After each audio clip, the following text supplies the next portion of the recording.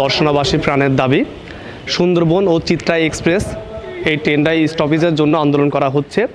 ইতিমধ্যে যদি দর্শনাতে চিত্রা ও সুন্দরবন আপ এবং ডাউন ট্রেনটা দর্শনায় থামানো হয়, তাহলে হচ্ছে দামোহদা উপজেলা এবং জীবননগর উপজেলা সহ দর্শনার মানুষ তো উপকৃত হবেই। সেই সাথে যদি এই আমাদের দাবিটা পূরণ হয়, মহেশপুর উপজেলার আংশিক কিছু আমাদের দর্শনা থেকে যাতায়াত করবে। আন্তর্জাতিক চেকপোস্ট রয়েছে দর্শনাতে, চেকপোস্টের অনেক সময় অনেক যাত্রীরা ভোগান্তির শিকার হয়। আমাদের দর্শনা হল্ট রেল স্টেশন থেকে আমাদের যে বিক্ষোভ কর্মসূচি ছিল, সেখানে দর্শনার সাধারণ জনগণ এবং সর্বস্তরের মানুষ যেভাবে তাদের ভাবের অভিপ্রায় ঘটিয়েছে এবং আমরা যেভাবে আইন এবং প্রশাসনকে জানাতে সক্ষম হয়েছি যে আমাদের এখানে সুন্দরবন এবং চিত্রার যে রাত্রিকালীন স্টপেজ সেটা খুবই প্রয়োজনীয়।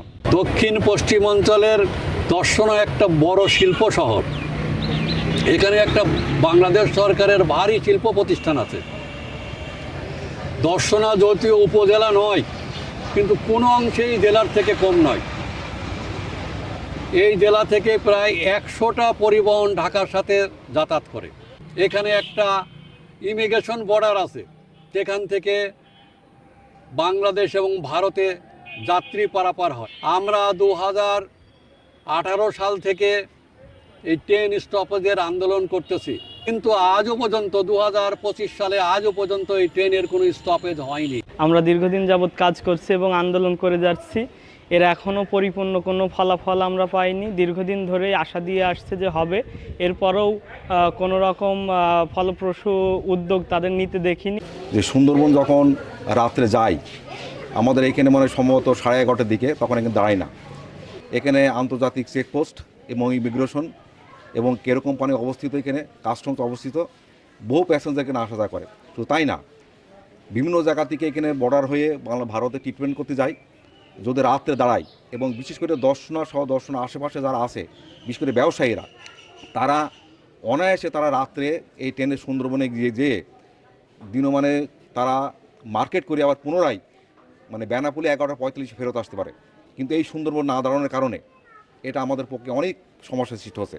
আমাদের যেই রেল নিয়ে যৌক্তিক আন্দোলন আমরা করে আসছি, এটা বিগত আমাদের পূর্বে অনেক আমাদের সিনিয়ররা তারা এই রেলের আন্দোলন করে আসছে, তাদের সাথে আজকে আমরা একমত হয়েছি যে নিরাপত্তার অভাব। আমাদের দর্শনাতে বর্তমানে একটি থানা রয়েছে, একটি বিজিবি ক্যাম্প রয়েছে, যারা আমাদের নিরাপত্তা দিতে সক্ষম। এবং আমরা ওসির সাথে কথা বলেছি, তিনি বলেছেন যে দর্শনা থেকে রেলের নিরাপত্তা আমরা দেব।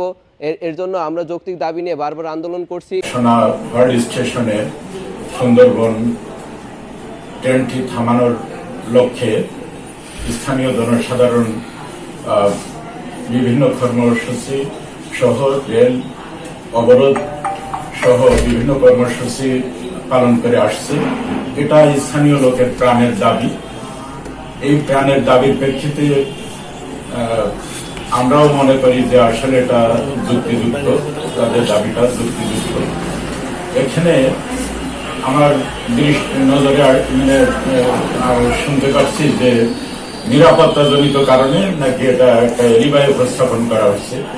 আমি মনে করি নিরাপত্তা এখানে দর্শনা থানায় নিরাপত্তার কোনো ঘাটতি নাই, কারণ আমরা এখানে 4 লক্ষ লোকের নিরাপত্তা দিয়ে আসছি। যদিও হল্ট স্টেশনে এই ট্রেনটি থামে, আমরা প্রয়োজনে আরো অতিরিক্ত নিরাপত্তা নিশ্চিত করব।